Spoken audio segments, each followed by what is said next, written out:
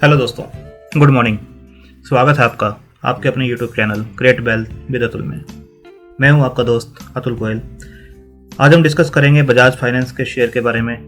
Live market में चल रहा है 5141 के आसपास। क्यों डिस्कस करेंगे, क्या रीजंस हैं इसको डिस्कस करने के, क्या अपर टारगेट्स बनते हैं, कितना लोअर इसके अंदर साइड बनती है, क्या रिस्क है, क्या रिवार्ड है, लेना चाहिए, इतना बढ़ने के बाद नहीं लेना चाहिए, तो वो हम आने वाले टाइम में भी डिस्कस करेंगे।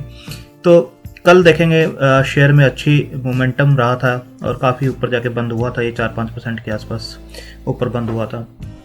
आज भी शेयर ऊपर है, जबकि जो अगर बैंक निफ्टी देखेंगे तो थोड़ा सा प्रेशर में है। इसको मैं रिफ़्रेश कर लेता हूँ तो आप देखेंगे जो बैंक निफ्टी है 12:52 के आसपास हो रहे हैं, 30,619 के आसपास है, 0.23% डाउन चल रहा है।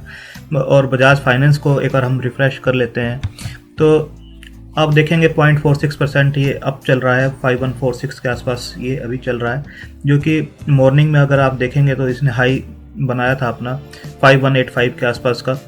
तो ओपन जो हमारा 5199 के आसपास हुआ था, फिर हाई जो बनाया 5225 बनाया है, और जो लो है आज का 5132 के आसपास का है। तो अच्छे अप ट्रेंड में है, अच्छे मोमेंटम में है, और ट्रेंड इज फ्रेंड ये शेयर मार्केट में चलता है। अगर कोई शेयर ट्रेंड में है, अप ट्रेंड में है, तो उसके ऊपर सवार होना चाहिए। अगर लो ट्रेंड में है तो उसको शॉर्ट सेलिंग करके उसमें पैसा बनाना चाहिए। तो ये शेयर अप ट्रेंड में है और दिग्गज शेयर बन चुका है ये। आने वाले टाइम में मैं आपको बताऊंगा क्या इसका मार्केट कैप है, कौन से नंबर की पोजीशन ये अब होल्ड करता है मार्केट कैप में, इंडिया की कौन सी टॉप कंपनीज में कौन सा नंबर है इसका, ये भी हम डिस्कस करेंगे। तो अभी जो शेयर है 5145 पे ट्रेड कर रहा है। बैंक निफ्टी थोड़ा सा प्रेशर में है आज, तो अगर इसे ये सपोर्ट करता तो शायद आज भी और ज़्यादा मोमेंटम में होता। तो ये शेयर को मैंने पहले भी रिकमेंड किया है, आप मेरा पहले का वीडियो देखना। 5 दिसंबर 2020 को इस शेयर को रिकमेंड किया था और मैंने अपना जो मैसेज बिल्कुल क्लियर किया था कि एक भी शेयर मत बेचना, नहीं तो पछताओगे। उस टाइम भी ये अपने 52 वीक हाई के आसपास काम कर रहा था और लोगों की क्वेरी यही थी कि ये शेयर बिल्कुल 52 वीक हाई पर है, बहुत ज़्यादा बढ़ चुका है, रिस्क बहुत ज़्यादा है, क्या हम इसे बेच दें। तब भी मैंने यही कहा था कि नहीं, बेचना नहीं चाहिए और इसे होल्ड करना चाहिए। उस टाइम प्राइस देखिए, मैं आपको दिखा रहा हूँ 4875 के आसपास का उसका प्राइस चल रहा था।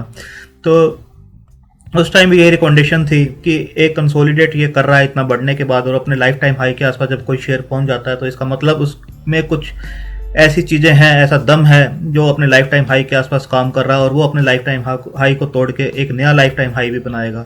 अदरवाइज शेयर्स बहुत कम होते हैं लाइफ टाइम हाई के आसपास काम करते हैं, तो उसको होल्ड करना चाहिए। डाउन साइड रिस्क बहुत कम था, मैंने आगे वीडियो में बताया भी है। आप पूरा वीडियो देखना, आपको समझ में आएगा क्या इसके फंडामेंटल्स हैं, कितने टाइम के लिए इसे रखना चाहिए, क्यों रखना चाहिए।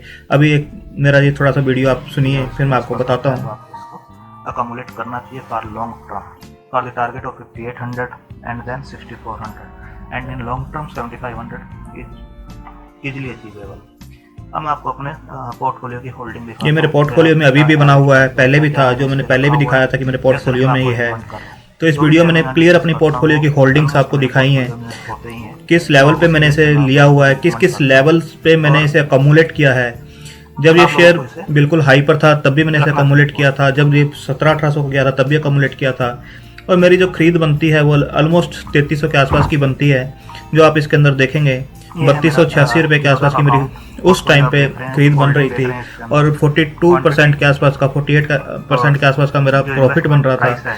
तो आप इस वीडियो को पूरा देखना, आपको इसके एक एक फंडामेंटल के बारे में बताया, कितना इसके अंदर डाउन साइड है वो भी मैंने बताया है। तो मेरे अकाउंट में है, इसे मैं भी होल्ड करता हूं, और ये स्टिल मैंने उस टाइम भी कहा था कि मैं इसे होल्ड करता हूं और इसे होल्ड करूंगा, और मेरे टारगेट्स काफ़ी ऊपर के हैं। मेरे टारगेट्स इसे डबल के थे और अभी मेरे डबल के टारगेट्स हैं, यानी 10,000 के आसपास के मेरे टारगेट्स अभी भी हैं। मैं इमीडिएटली नहीं कह रहा हूँ कि ये इमीडिएटली कोई आपको रिटर्न दे देगा, but over the time fundamentals improve हो रहे हैं और आने वाले टाइम में ये यहाँ से भी डबल होने का दमखम इजीली रखता है। आने वाले 2 सालों में आप देखेंगे ये 10,000 के आसपास ट्रेड करता हुआ नजर आएगा। बजाज फिनसर्व यहाँ पर है 9,000 के आसपास, ये उसे भी क्रॉस कर जाएगा। तो फंडामेंटल जिन कंपनी के अच्छे होते हैं, इंडिया में इतनी पॉपुलेशंस हैं, कंज्यूमर जो डिमांड है बहुत ज़्यादा है और ये उसके अंदर ही डील करते हैं। बिजनेस मॉडल जो है इनका बहुत स्ट्रॉन्ग है और टॉप की 10 कंपनीज में ये कंपनी जा चुकी है। मैं एक बार वो दिखाता हूँ, फिर हम चार्ट के ऊपर डिस्कस करेंगे। ये आज का मैंने लगाया है मार्केट कैप, आप देखेंगे 1 2 3 4 5 6 7 8 9 नाइन्थ नंबर की कंपनी बजाज फाइनेंस बन चुकी है। इंडिया की टॉप 10 कंपनीज में बजाज फाइनेंस आ चुकी है और 3,10,000 करोड़ का इसका मार्केट कैप हो गया है। कल इसने 3 लाख मार्केट कैप को क्रॉस कर दिया है, तो पूरा दमखम रखती है। टॉप 10 कंपनी में इसका नाम है। नेक्स्ट जो है आईसीआईसीआई बैंक है, जिसका मार्केट कैप इसका बहुत अब कम मार्जिन रह गया, 3,54,000 और इसका 3,10,000 है। कोटक महिंद्रा 3,84,000 का है और एचडीएफसी बैंक आप देखेंगे 773 के आसपास का है। तो टॉप 10 कंपनी में बजाज फाइनेंस बन चुकी है। तो अच्छा बड़ा लार्ज कैप है, स्ट्रॉन्ग फंडामेंटल्स हैं और पैसा बना के पहले भी मल्टी बैगर रिटर्न्स इसने दिए हैं और आने वाले टाइम में यहाँ से भी ये इजीली डबल हो सकता है। आने वाले 2 सालों में आपको इजीली ये डबल करके देगा, मल्टी फोल्ड हो सकता है ये शेयर। पहले भी मैंने कहा था इसे होल्ड कीजिए, मेरे पास भी इसकी होल्डिंग है काफ़ी लोअर लेवल्स में और अकोमुलेट यहाँ कंसोलिडेट करता है, मैं अकोमुलेट करता हूँ इसे। आप इसके अंदर इवन मंथली SIP भी कर सकते हैं। अपने जो कैपेसिटी है इन्वेस्ट करने की, उसके हिसाब से आप इसका शेयर हर महीने 1 या 2 जो भी आप लेना चाहते हैं उसके हिसाब से ले सकते हैं। और अभी इसने लाइफ टाइम हाई को ब्रेक किया है, तो यहाँ से भी इसमें 10 से 15% का अपसाइड तो इमीडिएट बनता है आने वाले दिनों में और कुछ महीनों में बनता है। और आगे देखेंगे 7500 और 10,000 को भी टच करता हुआ नज़र आएगा। पहले भी ये शेयर आपको महंगा लगता था, अभी भी ये शेयर महंगा लगता है कि टॉप 10 कंपनीज में आ गया है, 3 लाख मार्केट कैप क्रॉस कर गया है, लाइफ टाइम हाई क्रॉस कर गया है। पहले भी ये महंगा था, अब भी महंगा है और अच्छी चीज़ें महंगी मिलती हैं। और आपको पता है कि जो सस्ती होती हैं वही चीप मिलती हैं। अच्छी चीज़ें तो आपको प्रीमियम पे ही मिलेंगी, प्रीमियम पे ही लेनी पड़ेंगी।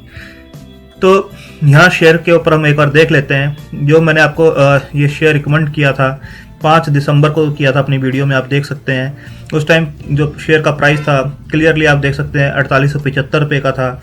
5 दिसंबर को अपने लाइफ टाइम हाई के आसपास था। अगर चार्ट पे मैं आपको दिखाता हूँ तो 5 दिसंबर का आप देख सकते हैं। ये 4 दिसंबर की क्लोजिंग थी क्योंकि छुट्टी वाले दिन मैंने इसे बनाया था 5 दिसंबर को। तो आप देख सकते हैं 4875 के आसपास का इसका जो है क्लोजिंग हुई थी। यहाँ पर आप देख सकते हैं 4 दिसंबर की जो क्लोजिंग 4875 की थी। उस टाइम एक नैरो रेंज में ये काम कर रहा था। अब देखिए नीचे से ऊपर आया था और डाउन साइड रिस्क भी मैंने बताया था, बहुत लिमिटेड इसके अंदर रिस्क है। तो अप साइड जो है 50% दे सकता है, डाउन साइड इसका 4400 4600 के आसपास का डाउन साइड बनता था। तो लिमिटेड डाउन साइड था, अप साइड बहुत अच्छा था, मोमेंटम में रहता है स्टॉक और जब ट्रेंड बनता है इसका तो काफ़ी टाइम तक ट्रेंड में रहता है। और उस टाइम में मैंने बताया था आपको कि एक लाइफ टाइम हाई के आसपास है। यहाँ पर देखिए लाइफ टाइम हाई पे ही पहले ट्रेड कर रहा था, प्री कोविड लेवल पे 4923 का था और जब मैंने वीडियो बनाई थी 7845 का था और ये 4900 को क्रॉस नहीं कर पा रहा था, उसे क्रॉस करने में स्ट्रगल कर रहा था। तो उस दिन भी मेरा व्यू ये था चाहे 1 महीने में उसको ब्रेक करे चाहे 2 महीने में ब्रेक करे, जिस दिन उसे ब्रेक करेगा अच्छा इसके अंदर ऊपर जाएगा। तो प्री कोविड लेवल पर आप देखिए 4923 के आसपास का इसने हाई बनाया था और उसके बाद ये कितना नीचे गया था आप देख सकते हैं। बट स्ट्रॉन्ग फंडामेंटली कंपनी है, कोविड की वजह से नीचे गई थी, लोन्स पे प्रेशर था क्योंकि रिटेल में है। तो ये था कि क्लियर कि ये ऊपर आएगा और अच्छा ऊपर आएगा। लोगों ने ये भी बोला था कि 1200 चला जाएगा 1300 चला जाएगा, बट हमारा गोल क्लियर था 1200 जाए 1300 जाए, इसे अकोमुलेट करना है। और कितना अच्छा अगर यहाँ से स्टीप फॉल दिया तो कितना अच्छा मोमेंटम के साथ इसने ऊपर भी आया। देखिए 2020 में नीचे गया और 2020 में द्वारा ऊपर भी आ गया। 1700 के लेवल से अगर किसी ने पिक किया था तो 3 गुना पैसा उसका कर चुका है। तो जो भी शेयर देखिए यहाँ पर लाइफ टाइम हाई पे काम कर रहा था, यहाँ अगेन लाइफ टाइम हाई पे आकर इसने रुका है। यहाँ पर देखिए लाइफ टाइम हाई को ही क्रॉस करने के लिए ट्राई कर रहा था कई दिनों से, बट क्रॉस नहीं कर पा रहा था। यहाँ इसने कंसोलिडेट किया कुछ सेशंस को और यहाँ पर अच्छे वॉल्यूम्स के साथ एक बड़ी बिग कैंडल बनाते हुए इसने ब्रेक किया। और जब भी ये बड़ी बिग कैंडल बनाता है उसके बाद देखिए मोमेंटम, यहाँ पर बड़ी बिग कैंडल बनी है, उसके बाद मोमेंटम देखिए अच्छा मोमेंटम देता है। उसके बाद ये कहीं पर भी आप देखेंगे बड़ी बिग कैंडल के बाद अच्छा मोमेंटम देता है। ये यहाँ देखिए बड़ी बिग कैंडल बनी थी, उसके बाद अच्छा मोमेंटम दिया है इसने, अच्छे रिटर्न्स देता है, धीरे धीरे ऊपर जाता है, कंसोलिडेट करता है। डाउन साइड रिस्क अपना बेसिकली बड़ी ही लिमिटेड सी रखता है, तो रिस्क कम हो जाता है। अब जो इसका आपका डाउन साइड रिस्क भी बनता है तो वो आपका 4800 के आसपास का ही बनता है। अगर ये रिटर्न वापस जाता है तो 4800 के आसपास और ये 5200 के पास कंसोलिडेट कर सकता है। तो डाउन साइड रिस्क इसके अंदर अभी भी लिमिटेड है। अप साइड का आपको मैंने बताया 7500, तो ये इजीली टच करेगा, चाहे साल लगे चाहे सवा साल लगे, बट लॉन्ग टर्म में ये आपको 3 साल में डबल भी यहाँ से होता हुआ नज़र आएगा, इजीली नज़र आएगा। और फंडामेंटल्स आने वाले टाइम में इसके और भी ज़्यादा अच्छे हो रहे हैं। जो प्रोविजंस इन्होंने किए हैं कोविड-19 की वजह से, वो इन्होंने ऑलरेडी ले चुके हैं। एनपीए बहुत कम है इसके। और सबसे बड़ी बात है, इनको बैंकिंग लाइसेंस की जो एक न्यूज़ है, वो जो न्यूज़ है मैं आपको दिखाता हूँ। आप यहाँ देख सकते हैं, time RBI widens scope for potential banking licence, Sanjeev Bajaj chairman of Bajaj Finance. आप क्लियरली देख सकते हैं जो आने वाली न्यूज़ है, जो इनका स्कोप बन रहा है बड़े बड़े बैंकों के साथ। जो आप सोच रहे हैं कि एक एनबीएफसी है और बैंकों के साथ कैसे फाइट कर सकती है, आईसीआईसीआई बैंक, कोटक महिंद्रा और एचडीएफसी बैंक के साथ, जो कि इनसे ऊपर की पोजीशन होल्ड करते हैं यहाँ पर। जैसे ये इसके ऊपर आईसीआईसीआई बैंक है, कोटक महिंद्रा बैंक है, आईसीआईसीआई एचडीएफसी बैंक है और एचडीएफसी है। ये 4 फाइनेंशियल कंपनी इनसे ऊपर है, ये 9th नंबर की कंपनी है। तो जो बैंक लाइसेंस की आरबीआई ने जो कॉर्पोरेट कंपनीज हैं उनके लिए जो डिक्लेयर कर दिया है कि हम उनको भी लाइसेंस दे सकते हैं, तो बजाज का नाम सबसे ऊपर चल रहा है, क्योंकि इनके पास वो एक्सपीरियंस है, वो जो भी उनके अंदर टर्म्स हैं आरबीआई की तरफ से। ये देखिए, RBI internal working group for banking license to go large corporate houses. तो इसके अंदर आप देख सकते हैं कि बजाज का नाम ऊपर चल रहा है। NBFC backed by large industrial houses like Bajaj Finserv, M&M finance, Tata capital, L&T, आप देख सकते हैं बिरला ग्रुप, श्रीराम ट्रांसपोर्ट, चोलामंडलम, और सबसे ऊपर जो चल रहा है बजाज का ही नाम चल रहा है। बजाज फिनसर्व को मिले चाहे बजाज फाइनेंस को मिले, बजाज फिनसर्व ये बजाज पर डिपेंड करता है वो कौन सी कंपनी के लिए अप्लाई करते हैं। बजाज फिनसर्व को भी मिलता है तब भी बजाज फाइनेंस को फ़ायदा है, और बजाज फाइनेंस को मिलता है तो डायरेक्टली उनको फ़ायदा है ही।